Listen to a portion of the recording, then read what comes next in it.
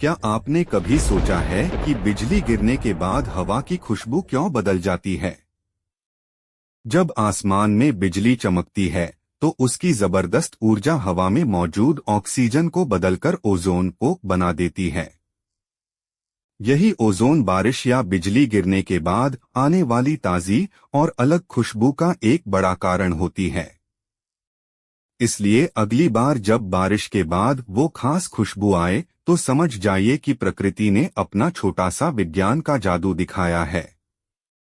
ऐसे ही दिमाग हिला देने वाले अमेजिंग फैक्ट्स के लिए फॉलो करना मत भूलना।